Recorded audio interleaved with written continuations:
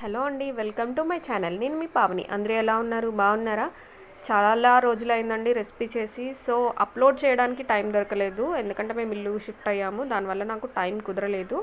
ఇవాళ నేను చేయబోయే రెసిపీ బీన్స్ టొమాటో, అది కూడా మెంతికూర యూజ్ చేసండి. మెంతికూర వేస్తే ఎంత టేస్ట్ వస్తుందంటే రెసిపీలో అసలు ఎంత ఇష్టం లేని వాళ్ళైనా కూడా తినేస్తారు, అంత టేస్టీగా ఉంటుంది. ఇప్పుడు రెసిపీలోకి వెళ్ళిపోదాము. ఫస్ట్ ఒక కడాయి పెట్టుకొని అందులో ఆయిల్ వేయాలి. ఆయిల్ హీట్ అయిన తర్వాత జీలకర్ర వేసి వేయించుకోవాలి. ఆ తర్వాత మెంతికూర వేసి ఇలా బాగా రోస్ట్ అయ్యే వరకు వేయించుకోవాలండి. ఇప్పుడు ఇది వేగిన తర్వాత ముందుగా తరిగి పెట్టుకున్న ఉల్లిపాయ, పచ్చిమిర్చి, కరివేపాకు వేసి ఇవి కూడా వేయించుకోవాలండి. ఇప్పుడు ఇవి బాగా వేగిపోతాయి కదా. వేగిన తర్వాత ముందుగా మనం కట్ చేసి పెట్టుకున్న బీన్స్ కూడా ఇందులో వేసి వేయించుకుందాం. ఇప్పుడు ఆనియన్స్ అన్నీ బాగా వేగిపోయాయి. ఇప్పుడు బీన్స్ అనేది వేసుకుందాం. బాగా చిన్నగా కట్ చేయకండి, ఇలా మీడియంగా కట్ చేసుకుంటే కర్రీ వేగాక తినేటప్పుడు ఆ ముక్క తగులుతూ ఉంటే చాలా టేస్టీగా ఉంటుంది. ఇది మెయిన్గా రైస్లోకి బాగుంటుంది. రైస్లో కంటే చపాతీలోకి చాలా టేస్టీగా ఉంటుందండి.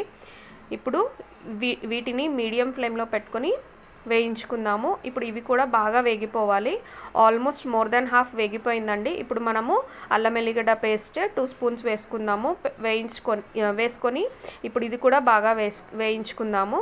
ఇప్పుడు ఇందులో మనము ఒక 4 టమాటాలు చిన్నగా కట్ చేసుకొని అది కూడా మొత్తం మగ్గిపోయే వరకు బాగా వేయించుకోవాలి. ఇప్పుడు ఇదంతా బాగా వేగిపోయింది కదా. ఇందులో మనము ఉప్పు, కారం, పసుపు రుచికి సరిపడా వేసి మిక్స్ చేసుకుందాము.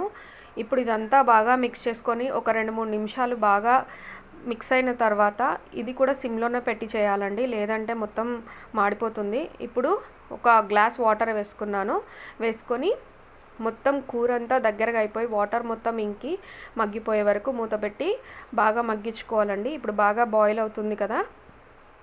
ఇందులో మనము లాస్ట్లో గరం మసాలా వేసి ఒక 2 మినిట్స్ ఉడికిన తర్వాత ఇప్పుడు ఇందులో మనము కొత్తిమీర వేసుకుందామండి. కొత్తిమీర వేసి కర్రీ మొత్తం దగ్గరగా అయిపోయింది. ఇప్పుడు స్టవ్ ఆఫ్ చేసుకొని వేడిగా చపాతీలో సర్వ్ చేసుకుంటూ ఉంటుందండి. ఎంత ఇష్టం లేని వాళ్ళైనా కూడా తినేస్తారు, అంత బాగుంటుంది. రెసిపీ నచ్చితే ఖచ్చితంగా లైక్ చేయండి, షేర్ చేయండి, సబ్స్క్రైబ్ చేయండి. Thank you. Like, share and subscribe to my mummy channel.